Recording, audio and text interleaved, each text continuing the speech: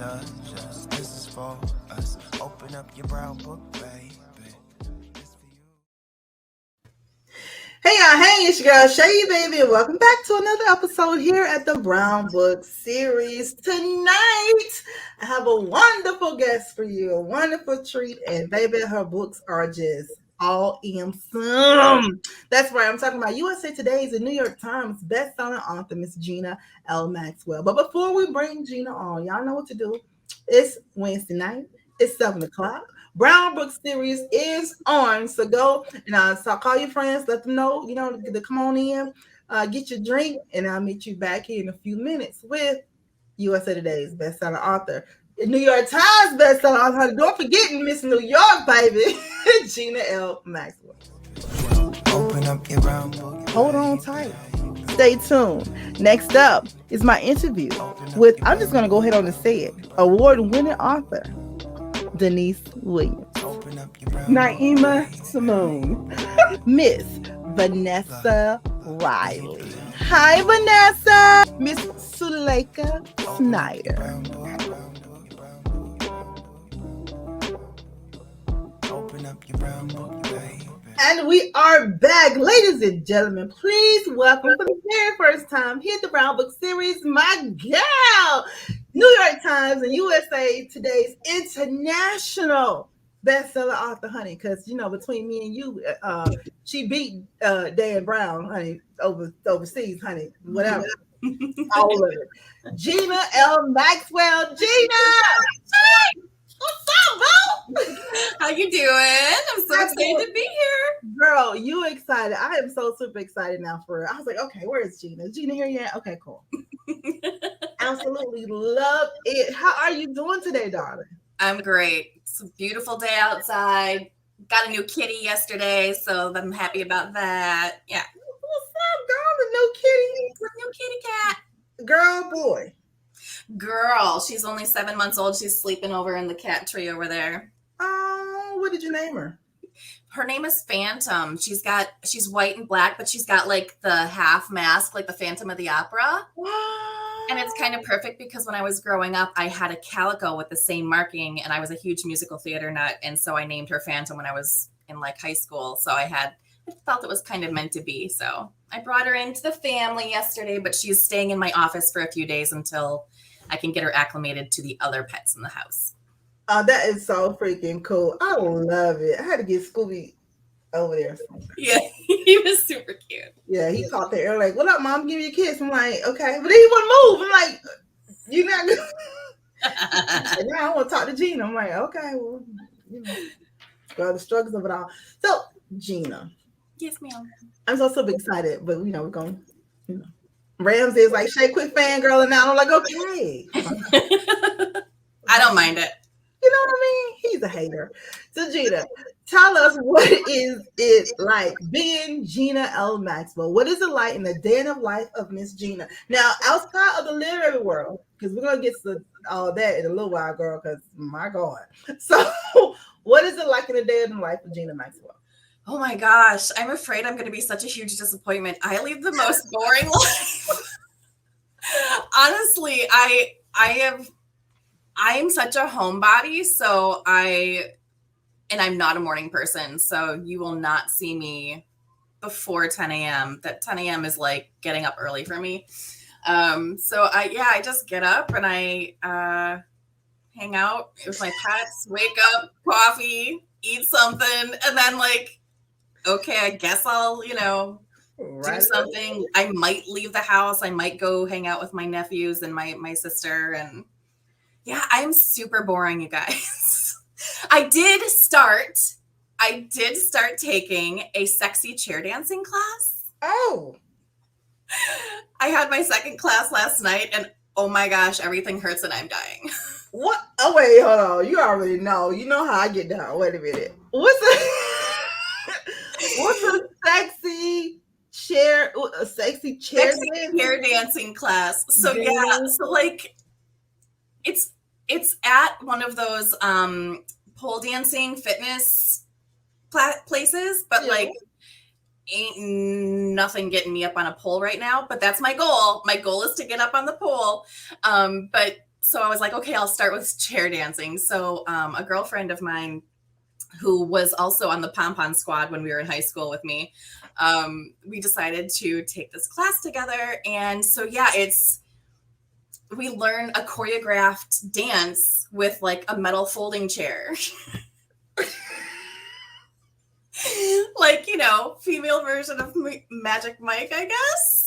You know, we're doing all the sexy poses and the popping and you know, hair flips and the booty shakes. Now, I would be remiss if I didn't ask. Can you show us a little bit of Hell no. Absolutely not. Oh my God. Are you kidding me? Gina, when you finish when you have gotten it down, you're gonna have to come back and show us. I might consider once I've gotten it down. Once you got it down, I might consider sending you a clip. You know what? What we'll do is because Gina gonna be with me at Raw. Gina's gonna be at Raw. She's gonna be signing. So while we're at Raw, Gina, you can show me, and man, you could just go live real quick. You get me drunk enough, Shay. I'll show you the whole routine. You already know. You my kind of girl. I know how we get down. So the inhibitions go out real quick. Let me tell you. I love it. Yes, they're gonna be like, "What? We have a whole pole dancing class. You know what? We should implement that at Raw. But like, if you want to know how to dance, you know, before it's so much fun. It really is, and it's a group of women, and we're super supportive, and like we laugh and joke around, and my friend Shelly instantly, when we had like introduced ourselves the first class, instantly told everyone that I was an erotic romance author. So of course everyone was like, you know, so of course I've got all of the like dirty jokes that I'm, you know, talking about. Like one girl, we like spread our legs open, you know, and then the girl was like, so how do we do this? I'm like, you open up the buffet, girl, you know, like and everyone was. And if we get lucky, someone might come and say goodbye. Yeah. So dirty joke comedic relief of the class. I absolutely love it. Now, Gina. Yes. Writing is your thing. Are you considered a hybrid author or a strictly indie or strictly traditionally published? I am considered hybrid at this point. I did start off traditionally. And then about 5 years in, I started self-publishing, and now I do both. Okay. So how hard was it for you to get published? It wasn't easy.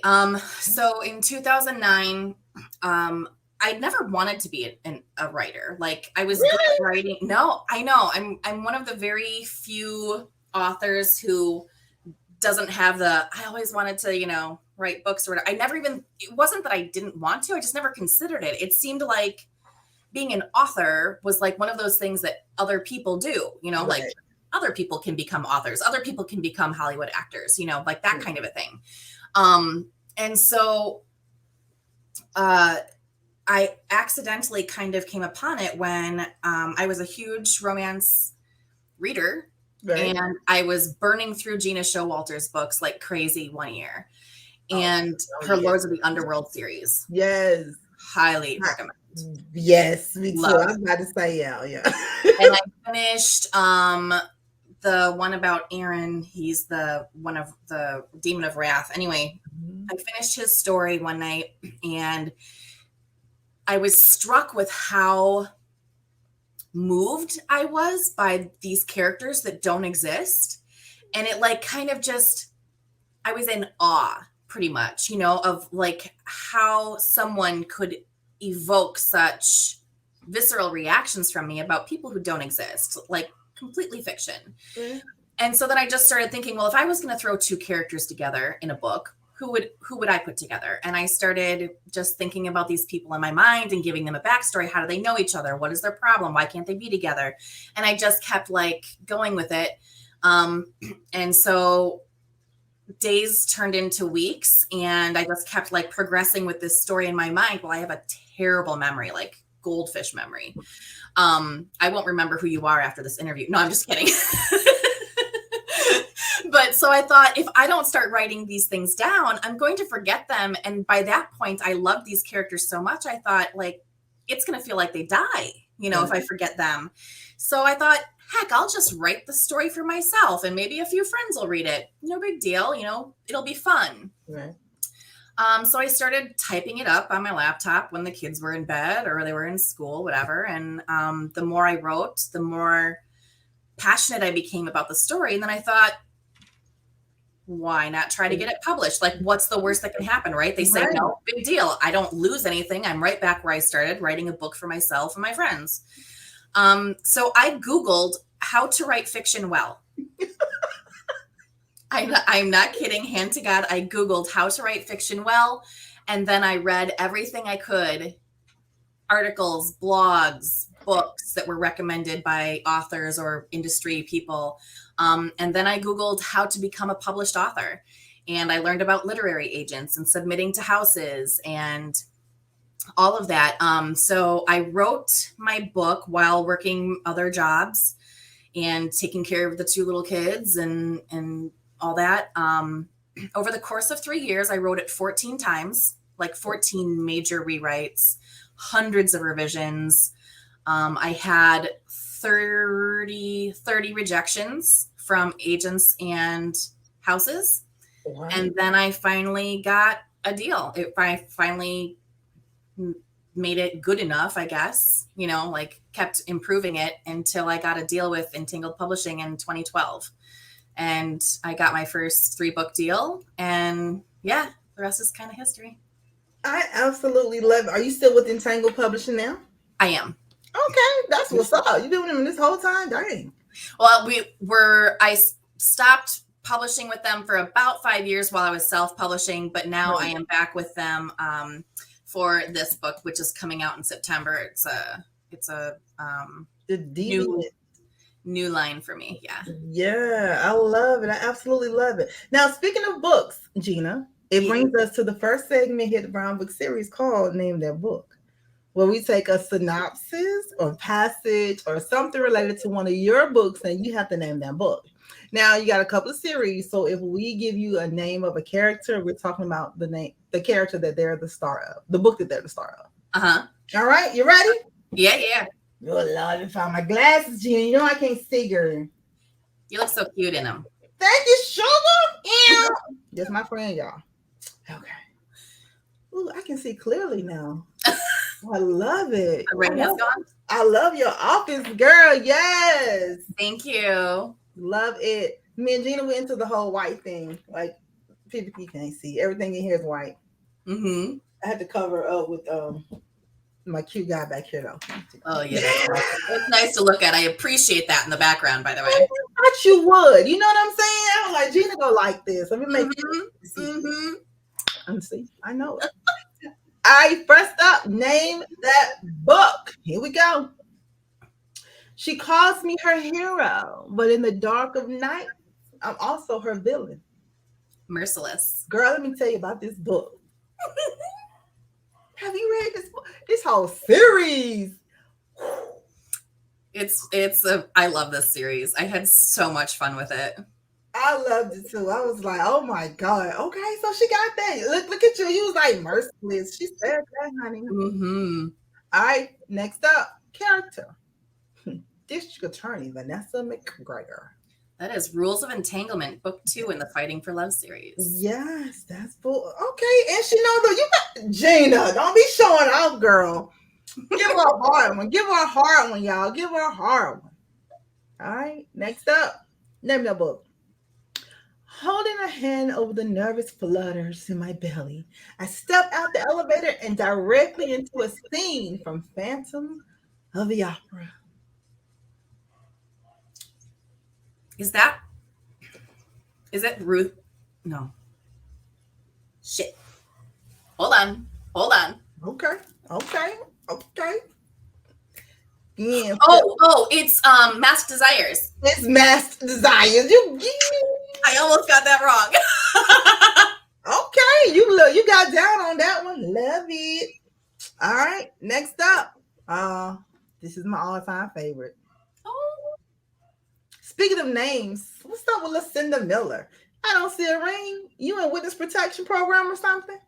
That is the fan favorite, Seducing Cinderella. Seducing Cinderella. So before we move on to the next name that book, tell us a little bit about Seducing Cinderella. Because wasn't this your debut novel? Yes, it was. Yeah. Tell us a little bit about the book that made us be like, who is this Gina Maxwell girl?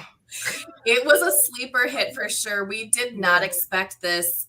This is what made me an accidental contemporary romance author, because the book that I told you that I wrote for 3 years and got a first contract with was actually a paranormal romance. It was Vampires and Angels. But it wasn't going to be published for like a year. And then I wasn't, you don't start to see royalties until like a year and a half.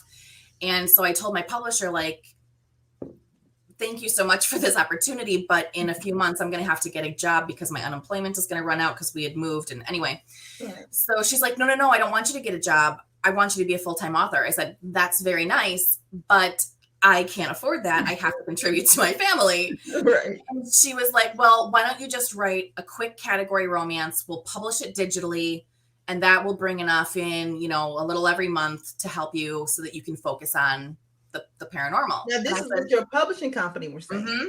That's good. And so I said, okay, what's a category romance? And she's like, it's the ones with all the tropes. And I said, awesome. What's a trope? So I literally had no idea. I'd never read a category romance before. And she gave me a bunch of examples to read. And so I kind of got the feel of it. I wrote Seducing Cinderella in 2 months. And then it was published in July of 2012. And within 4 weeks, it caught fire. It hit USA Today, I think, in 3 weeks, New York Times in 4 weeks, and got all the way up to number 9 on the New York Times list. And then it sold to 8 different countries. And in Italy is the one where I made it all the way to number 1 and beat Dan Brown. I was like, oh, great, Miss Gina. Yeah, so it was, and it's to this day, 10 years later, this July will be the 10th year anniversary of Seducing Cinderella, and it's still my biggest seller. It's still what everybody knows me by. Yeah. It is. It's so crazy because even before we started, when they started the Brown Book series, I was like, I had to have a little hit list. This is what I wanted to talk to.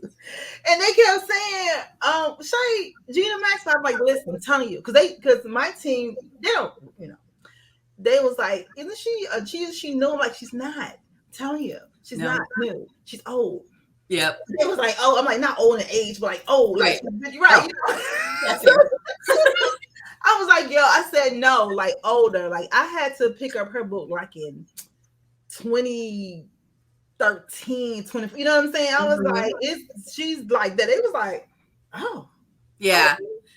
Yep. I started with a bang, and then and then like there's so many romance authors now. So even if I was well known back then, it's there's just so many great authors now. So it's hard to.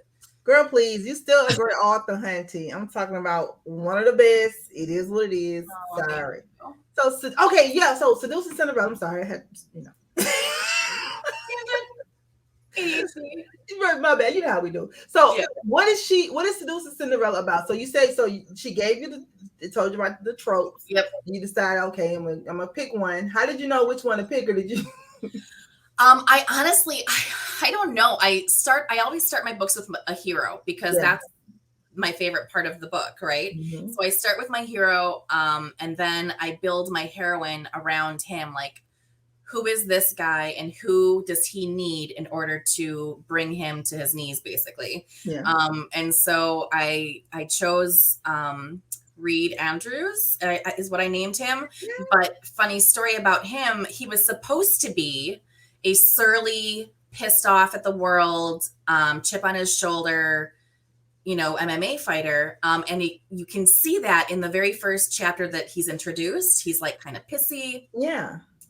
But as soon as he as soon as I brought him in with Lucy, he kept like cracking jokes and like making her smile and like flirting with her. And I'm like, stop it. And I would like delete. I was like, no, it is not in the outline, sir. And I would like try and rewrite it. And like 3 times I did that. And finally I went, all right, let's see what you got. And I followed his lead. I know it sounds crazy and it makes me sound like I'm insane. No. But I followed his lead and he turned out, I think I attribute his character a lot to a lot of the success of Seducing Cinderella because everybody loves Reed. Everybody loves Reed. Yeah. And it's the whole, older brother, best friend, which I love that trope. Me too. And, they hadn't seen each other in so many years. And she's trying to catch the eye of this, doctor that she's got a crush on, who of course doesn't notice her.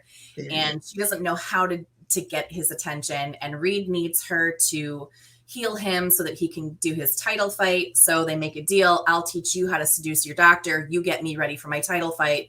So of course, forced proximity. Love that one too, because you can't get them away from each other. There's all the like, oh, I just love that. And then, of course, the seduction lessons just turn into so much more. Girl, I love it. I loved this book. That's the first book I picked up of yours, and I was like, it was not. Wait a minute, because it brought me back to this book. It might be your second book, because I remember when I first started reading your books, I was like, oh, it was like you only had a couple out. Oh, it's only you only have a couple out. So I think I read one. I can't remember which one I read first. I think I have read it first because I kept looking at the title, "Seducing Cinderella." I'm like, let me go over here and see what this is. Then I read that. I was like. Yeah. Then I got all into Xander and all them. I'm like, oh, baby, yes. Okay. Let's just fangirl now. I'm gonna be all right now. All right, cool. Next up, name that book. I hope I don't get these wrong. I thought A Weekend Away would be the perfect escape until I woke up married and trapped by the king of the dark fae. Well, that one's easy because that's this one. The Dark King. This is the one that comes out in September. It's my current baby. Yes. And I'm trying to figure out 2 things. First of all, why I don't have that book yet? Why is it sitting on your desk and not on mine? But we won't have that. We won't hash that out in front of everybody. I just need your address, honey. You should already have it, Gina. But we're not going to talk about all that right now. Get it together. Okay. So tell us a little bit about, and of course, everybody, you can pre-order it now. Go on and pre-order it, honey, because I'm telling you, the way she be selling out, please, they might mess around and say we don't have it no more. When we ain't got, we all the prints is gone. So make sure you guys go. Gina ain't playing. She out here being damn brown, y'all. I was like, you did what? Do he know it? Is he mad at us? What? So. Make sure you guys go and pick that up now. You can do the pre-ordering. Go ahead on, get your copy. So The Dark King, this is a new series. Yes. Can you tell us a little bit about this series and why you named it? Who's the Deviant Kings? Deviant Kings. They are. So this is like if how Vegas was like built and run by the mafia? Yes. So this is like if Vegas was built and run by sexy, dark fae kings. So they're exiled. So the night court and the day court were both exiled from the land of fairy. Okay. Like 400 years ago. And they both went their separate ways because they were at war. They went their separate ways. They made a treaty. And the day court went off and they built Phoenix, Arizona. Boring. Yeah, right. No offense to anyone who lives in Phoenix, Arizona. Oh yeah, y'all know y'all look boring. It's not Vegas. So exactly. the dark fae, who are members of the night court, they went to the Mojave Desert and they built Sin City, right? Like if you have the dark fae who are just deviant as hell, they're going to run Sin City, where the life is all at night and there's nothing but debauchery and deviance. And so, and they like their sex a little darker. very kinky mofos. So yeah, that's why I named it The Deviant Kings, and it's 3 brothers, and they all have their own books. So this one's The Dark King. The next book is The Rebel King, which will be out next year. And then book 3, we haven't titled yet, but that will be Finian's book. And it's so much fun. It was so much fun to create this world, and I can't wait to continue creating it, because even though they're standalone books and they all have different couples, there's like an overarching story, like, you know, the big bad kind of goes through all the books. And so they're siblings, so of course, you know, we're gonna yeah, a little bit of each story in each book. But right. And so if you're not a paranormal or fantasy reader, typically, you shouldn't shy away from this, because it's very contemporary. It's set in modern times. I've got pop culture references in there. You know, like the only thing is like it's got this slight twist of fantasy elements because it's the Fae, and there's like some magic and powers and stuff like that. So that's the best kind. I love it. I absolutely love it's it. like a nice little meld. Yeah, I absolutely love it. Now, Gina, how many books do you have? So I think by the end of this year, I will have, I think, 19. Okay. So I think I've got 16 right now. A few of those are novellas. My Steamy Shots line are erotic novellas. I love them. Those are like, I call them Kindle quickies. Like if you just need something for like an hour, half hour, and you know, you need a good one-handed read just to escape whatever is going on in this crazy world, pick up a Steamy Shot, because that will get you all the My tagline for that is get in, get off, and get on with your life. Okay. Oh, I love it. Oh, I love it. I was like, these old steamy shots, baby, is yeah, they're fun. They are very much fun. Very much fun. I absolutely love that. Okay, so when you come to Raw, you can sign the. I'll have this. Yes. See, it's all gonna work out, y'all. Yes, girl. I absolutely love this. It's all gonna work out. Now, Gina, how long does it normally take you to write a book? I am the slowest writer on the planet.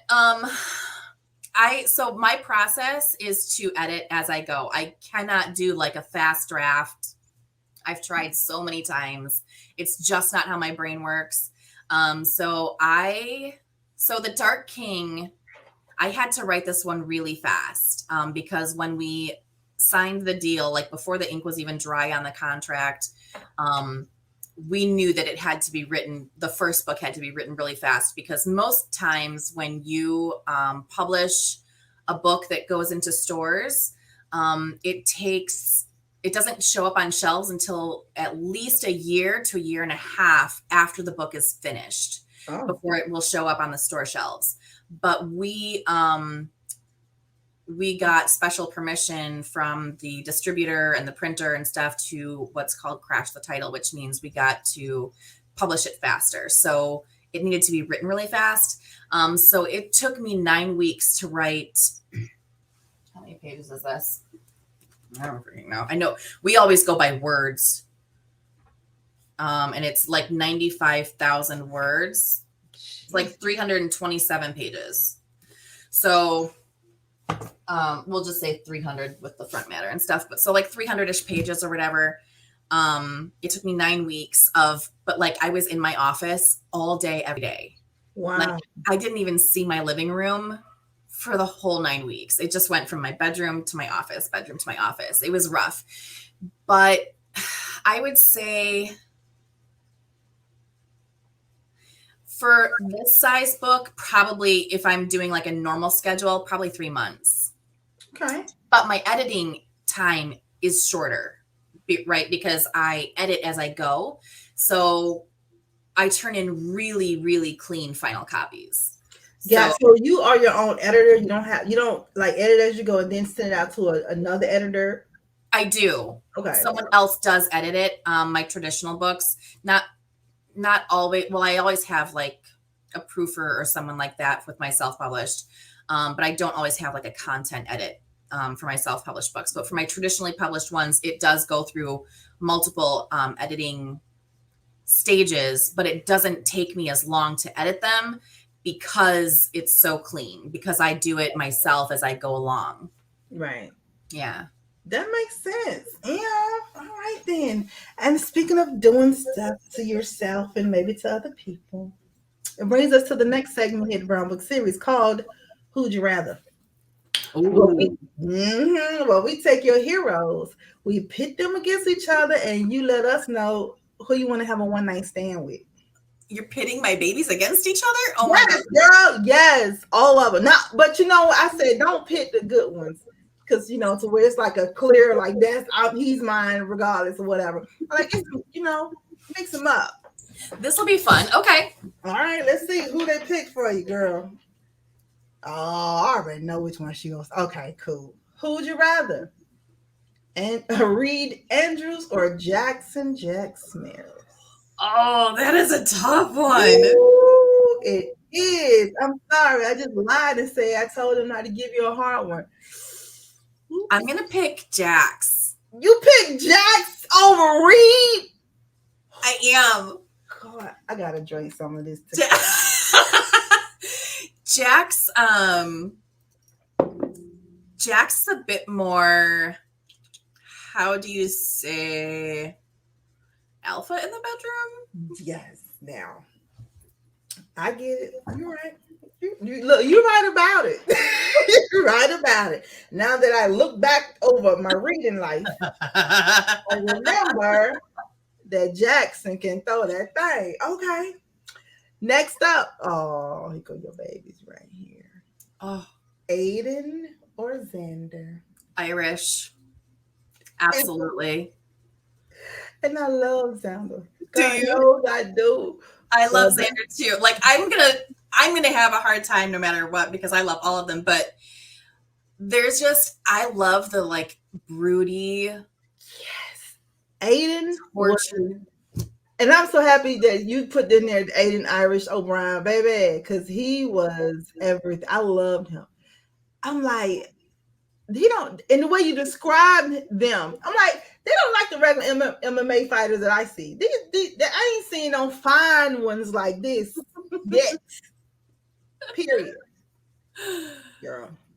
Yeah. I think Brock Lesnar might have came close because he had when he was. No, he did. Never mind. No, I'm not a Brock Lesnar fan. Yeah, me either. Now, something about him, I started to feel a softness, and I was like, oh, but then I'm like, no, I don't like Brock. I'm trying to think who would come close that even. I ain't seen Kendall. What was his name? Kendall. Someone. I thought he was kind of attractive, but like he was like super tall and like. Yeah, I know you're talking about Kendall Grove. Yeah, Grover or some crap like that. Yeah. Yeah. Then there was Rich. What's his face? I met him in Vegas once. He was cute. He used to be a math teacher, and then he ended up being an MMA fighter. He's one of the OGs. I know you're talking about. Rich. It's my goldfish memory coming in. Girl, auto cheese. Okay, so you went with Irish. Yeah. Okay. I'm with you on that. Like I said, I love Xander, but Aiden, I'm gonna give it to him that day. Give it to him. Last up, who do you have? Dylan or Jonah? Jonah. Okay. Why Jonah?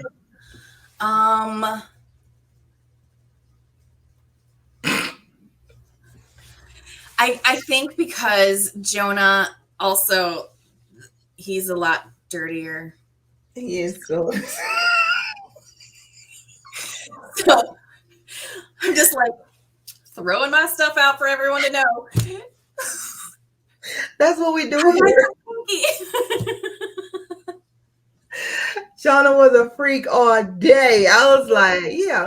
Mm-hmm. Well, Gina, tell us why Jonah. I love it. Gina. Author's moments. What's your most urgent priority for the rest of the year, both in the literary world and in your personal life? Literary world would be writing The Rebel King, which is book 2. Yeah. I have to start that like next week. And I haven't quite plotted it yet, so I should probably get on that. And then for my life, I need to for her life, you need to. My most urgent priority is getting back to me. I've kind of lost myself over the years, and so I'm looking to find the person that I know I've always been meant to be. So that means branching out and making new connections and finding hobbies and not staying in my house all day. Yeah, that's, you heard what I said. Like, I was throwing shade at the end if you come out the house, because you know you.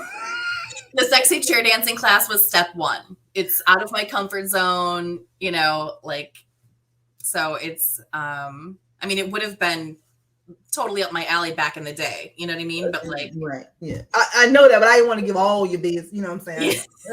Yeah. No, I'm looking forward to this year. I think this year is going to be a really huge turning point for me. So I think it is too. That's what's up. Yeah.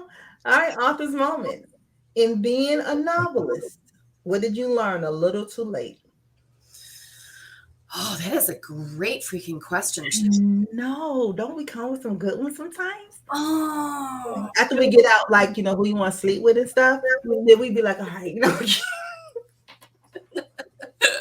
It's a very eclectic. Okay, so what did I learn a little too late? Probably that there's no one true way. You know, in researching, doing all my own research on how to write fiction well, and how to become an author and things like that, you read so much advice from other authors and people in the industry and writers, and you hear what works for them. You know, they're like, oh, if you don't write every single day, you're not a writer. If you don't, you know, fast draft and write 5,000 words a day, you know, you're not doing it right, like that kind of thing. And so I think in the beginning, I was inundated with trying to embody or embrace rather all of these, you know, well, this worked for this person and they're really, really prolific and very, you know, huge author. So I should do it this way. But there's not.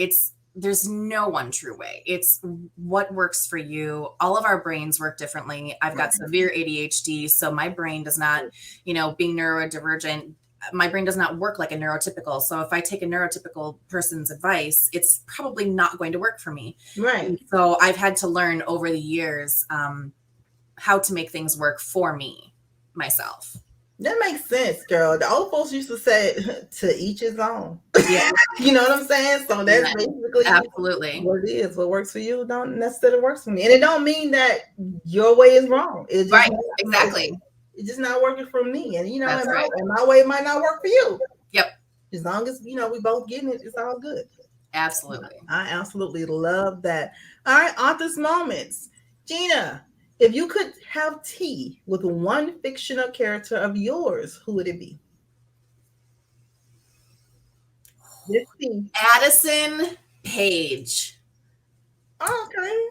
She is the heroine in Ruthless.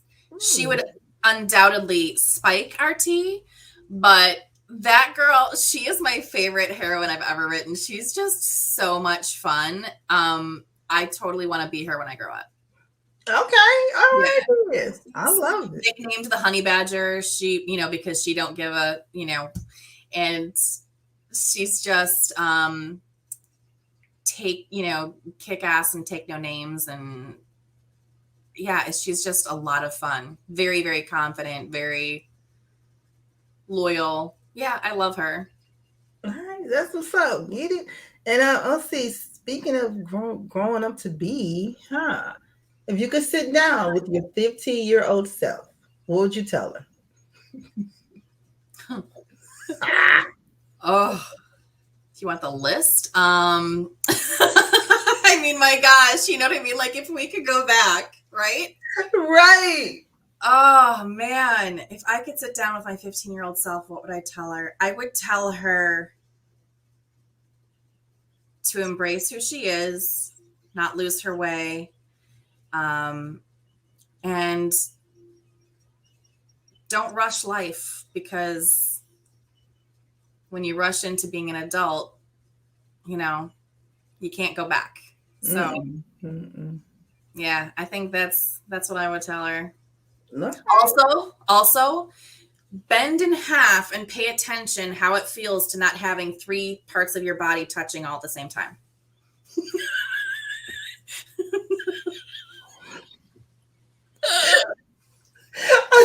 And remember that feeling, because you will forget it at some point in your life.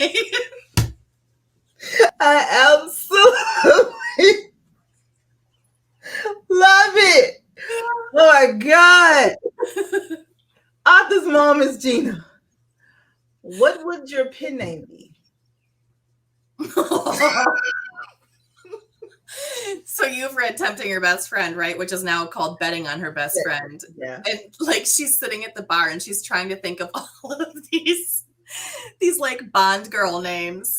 So like Anita Climax. Listen, I knew you was going. It's so crazy because I was like, I told Ramsey, I said, why don't we ask Gina this? She gonna go back to that scene at that bar, and I said, I bet you she gonna say Anita Climax. Oh my God, that's hilarious! I knew you was gonna say that. That was so much fun coming up with those names. I even went into my Maxwell Mob, which is my reader group on Facebook, and we have so much fun in there. And I was like, look, this is what I need. I need Bond girl names that have everything to do with sex, and they just came up with a whole bunch of them. It was so much fun. But Anita Climax, I think that was my favorite. So your pen name would be Anita. I mean, if I have to choose one, I don't have a pen name, because if I had to remember like an alter ego, oh my gosh, there's no way. It would be over with for you. Over. Like, we've been calling Gina forever. I'm like, that she don't know how, call her Gina, honey. And then she'll turn around. She don't remember this pen name. She don't remember. No. I absolutely love it. But you don't have to, because your name, it sounds like an author anyway. Gina. Oh, thank you. Yeah, I was like, okay then. So yeah, no, pen that girl. Yeah. Anita Climax. I love it. Love it. Let's see here, Gina. If you could master any instrument on earth, what would it be? I would love to know how to play guitar. Yeah, guitars are sexy. Yeah, I just love the sound of it. I love listening to it. And in college, like all of my friends knew how to play guitar, and I was so jealous. And I know I could teach myself or like learn or take lessons, but I don't know. Maybe that's one of the things that I need to put on my new me bucket list. Yes, girl. You're good. Like, learn how to work the pole. Learn how to play a guitar. Exactly. I'm just gonna do it all. Go use your hands, baby. I'm with it. I'm with you on that. I'm gonna join you on a couple of them things. I'm for real. I'm gonna come up there and hang out with you. Let's see here. On this moment, what's the one dream you tucked away?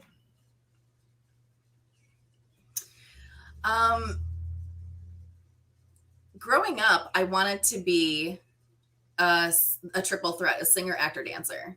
And I actually went to college for and on a scholarship for musical theater and dance. Cool. I was a very good dancer. I was a fairly above average singer. I was a terrible actor. So I ended up quitting after my sophomore year, because I didn't see the point in spending $15,000 a year just to have fun.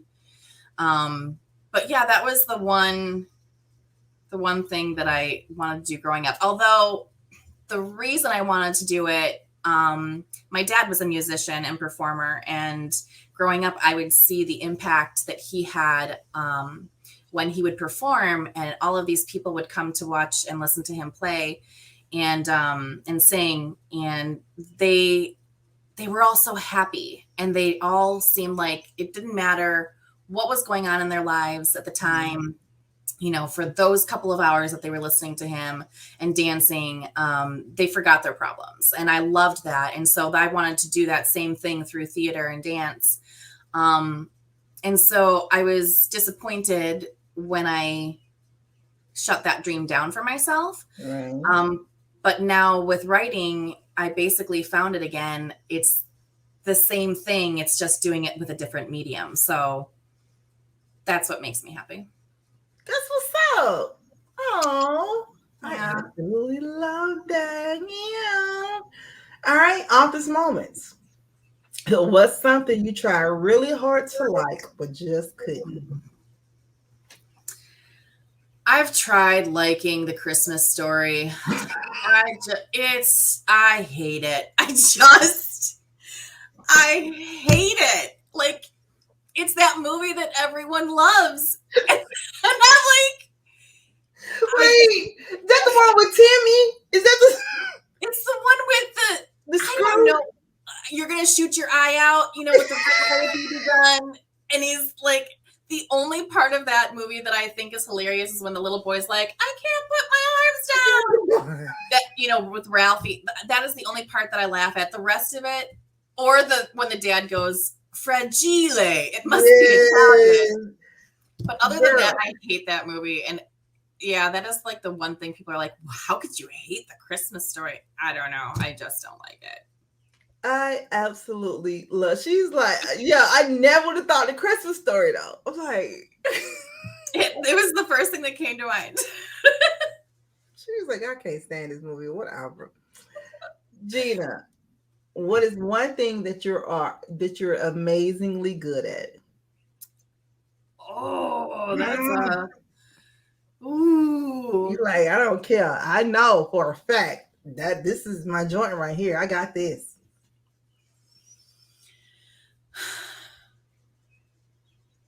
I'm pretty good at I'm a pretty good dancer, I have to say it. Like, I mean, I used to dance. I used to be, dance, not professionally, but like, I was trained in dancing in several different dance styles. And I was a part-time bartender for like 5 years. I just quit in January because I didn't have time once I was writing this book, but I did it just for fun, like 2-3 nights a week. Okay. At a local bar here. And on Friday nights when the jukebox was going, man, I shook my ass behind that bar for fun. I mean, like, it's just, It turned into Coyote Ugly. I love that movie. I mean, there was no getting me up on that bar because I would have, like, hurt something. But behind the bar, yeah, I mean, like, if the music's going, my butt's going. It's just kind of like, almost like Happy Feet, you know what I mean, without the tap dancing. And I cannot believe you can't work this pole, ma'am. You're gonna have to get that's what it's gonna come back. You're gonna listen. That's gonna be a process. My daughter, actually, she's 22 and she has not taken any lessons, but her and her roommate decided they were gonna get a pole, and they erected one in their living room, and she is teaching herself how to do it, and it's just amazing. But she's like, it takes so much strength. And so and then like it, gives you calluses and all this stuff. So yeah, I've got to work my way up to that, but I'm going to, like, this time next year, you wait, I'm going to be on a pole. I'm with you. It's going to be in my living room, but I'm going to be on it. And friend, I believe in you. I'll be rude. I can't show up with all the dollars and the ones. You know what I'm saying? make it feel real for you. You know what I'm saying? I love it. I can't wait. That's gonna be crazy. I can't wait. All right, let's see office moments. What's one mistake you keep repeating? I keep putting off time for myself. I keep putting off my own self-care. And I think that's one that a lot of us do, especially women, because we're kind of taught or trained from the time we're little to take care of everyone else around us. And that's great. But if we don't put our oxygen masks on first, we're no good to anyone else. So that is a mistake I'm trying to break. That's what's up. Okay. Yes, girl. You got to listen, because Oh, you've been around yourself raggedy, and then there's no one there to take care of you because Right. they're so used to you taking care of everything. You be Yep. like, it's a shame. I love it, but yeah, make sure you take care of yourself. Let's see here. Arthur's moments was something that you tried that you'll never try again. You're like, you got me once, but no, sorry, My never. my son's concoctions. He puts he's 20 and he well, almost 21, and he puts like he will take everything from the refrigerator and the pantry, like random objects, random food items, and put them in a bowl and like mix them all together, and then he's like, Mom, try this, it's fantastic. And he did this to me a couple of weeks ago, and I'm like, Austin, I don't trust you. And he's like, I'm not kidding, Mom, it's so good, you're gonna love this. And I was laying in bed, like I was ready to go to bed. He put it in my mouth and I jumped out of bed and raced to the bathroom and spit it in the garbage. I was like, what was that? The list of ingredients that boy gave me, I was like, that is so wrong. And I will never, ever trust you again when you say, here, Mom, this is so good. Oh my God. Tell him no, everything is not meant to be called a stir fry, Austin. No, exactly. Don't do that. It was so bad. He's like, okay, well, I'm just saying when some guy busts into our house someday and he's like, hey, either make me something with all the random ingredients in your house or you're going to die. He's like, I'm the one who's going to survive. I'm like, you are such a dork. You know what? I absolutely love it. I love it. He makes a good point, though. I'm just saying. I know, right? Wouldn't that just be something if it actually happened? I'd be like, oh, I'm so screwed. So screwed. A mess. All right. Gina, dead or alive? If you were hosting a dinner party and could invite 5 people from any era, who would it be? Ooh. Wow. Marilyn Monroe. Girl. Love her. Yes. Love her. Any era. Because Marilyn, I got some questions for that girl. Oh, right? She's got some fantastic quotes. Do she?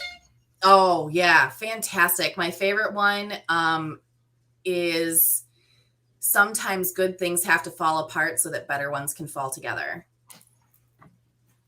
Yeah. Look up Marilyn Monroe quotes. She has got some stunners. What? Yeah. I know. You would not think because she played such a dumb blonde, right? Yes. She had some amazing quotes. In fact, there's a Facebook page, I think, dedicated to Marilyn Monroe quotes that I follow. You know what? Someone else told me, he older guys, older, old now. They work back in the administration, you know, a long time ago. And so he was like, a lot of people did not, they looked at Marilyn as, you know, just another little girl or whatever, dumb blonde that the Kennedys liked or whatever. Mm-hmm. He was like, but no, she was like, she was smart. She was different. He was like, any man would have fell in love with her mind, not even just her body. And I'm like, what? Yeah.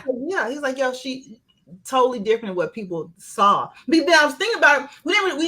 I only saw her, I think, like in 2 movies, and then it was the whole association thing with Kennedy. So you don't really know that much about her. No.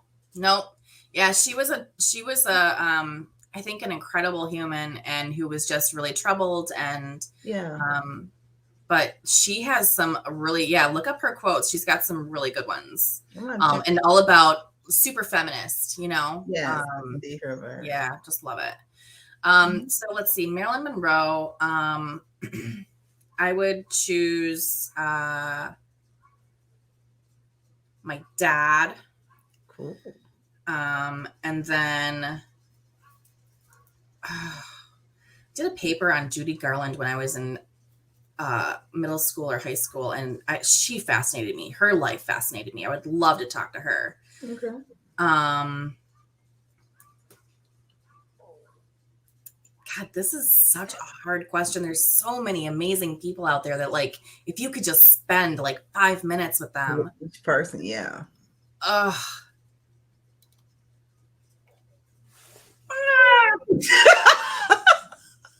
This is Michelle Obama. Okay. I think she's super inspirational. Yes. And Ellen DeGeneres. See, that is a perfect table. Thank you. That table was hot. Girl, Ellen and Michelle together, they are like my favorite, like French. Yes, they are so hilarious. I love them. Oh, Gina, this has brought us to the end of our interview. Aww. I know we have one question left, but before we ask this last question, we need you to tell everybody all things Gina L. Maxwell, where they can go pick up your books, and where they can check you out on social media, your website, and all that good stuff. Okay. So you can find my books. Definitely all of them are available on Amazon. The ones that are traditionally published are also available at wide locations, so Barnes & Noble, iBooks, Kobo. The website is ginalmaxwell.com. Super easy to remember. And then I am on Instagram and Pinterest and Twitter and Facebook. Most of my handles are all ginalmaxwell.com or Gina L. Maxwell. And if you really want to get to know me and hang out with me, you got to join my Maxwell Mob on Facebook. It's my reader group. It's where I hang out the most on social media. We're just like a huge group of super tight chicks in there, and we love to tell dirty jokes. The other day, one of our members, she's got guys cutting down trees in her yard, and she's like taking pictures of, they're so hot. And she's like posting pictures of these like super hot dudes in her yard, because we're all a bunch of dirty girls in there, and we have a lot of fun. So that's where you can find me. Listen, I that's what I'm gonna be at, y'all. I'm gonna go over there and join Gina's Heck yes. Yes, I'm gonna be over there, honey, talking dirty with the rest of the girls. Yeah. They're my kind of girls over there. Yeah. Oh my God, we have so much fun. I absolutely love it. Gina, last question. If you were writing a book about your life, what would the title be? Girl, you are just bringing the heavy hitters. Every now and then I have to, you know what I'm saying? Oh my God, you're making me work for this. Yes, girl. Yes. Where are the softball questions? I guess I had some of those too. If I was writing a book about my life, what would the title be? What would the title be? Never growing up. I like it. My mom asks me all the time, when are you going to grow up? I'm like, hopefully never. Hopefully never. I love it. I love it. See, that's what I'm talking about. See, that was easy. You know what I mean? Period. Yeah. You'll be all right. I love it. Ladies and gentlemen, please give a round of applause for New York Times USA Today's international bestselling author, Miss Gina L. Maxwell. Thank you so much, Gina, for joining. Thank you, Shay. I can't wait to see you in October. I'm going to give you big hugs. Girl, all the big hugs. I'm telling you. And ladies and gentlemen, you need to get your tickets for Raw. It's going to be awesome, and the team, they brought the tickets down, girl, because they was like, listen, economic times, they was like, food is high, gas is high, even food done went up. You know what I'm saying? So we have to bring it down so everybody can enjoy themselves. So if you haven't got your tickets from Raw, please go ahead on and do so now. Brown Bookers, this has been wonderful. Y'all know we right here every Wednesday night. We changed the time to 7 o'clock. So make sure you tell your friends. If they're looking for us at 6 and they'll be like, yo, where's Shay at? Be like, I'll be right back at 7 o'clock. So that's how we're doing it now. Wednesday night at 7 o'clock. Y'all know I love y'all. Be good, be safe, and stay positive. And make sure you go pick up everything that has Gina L. Maxwell's name on it. Everything. Go get everything. Go get that first book, honey. The Seducing the Cinderellas ain't them damn sexy what do you call the hour half quitters, the sexy stands up. The Kindle quickies. Yeah, the Kindle quickies, honey. The shots. You gotta go get them. You need the shot of this, little shot of that. So make sure you go pick that up. All right, until next time, you guys. Love you. Be safe. Open up your brown book, baby. It's for you, it's for us. the fantasies. No one can judge us, no one can judge us. This is for us. Open up your brown book,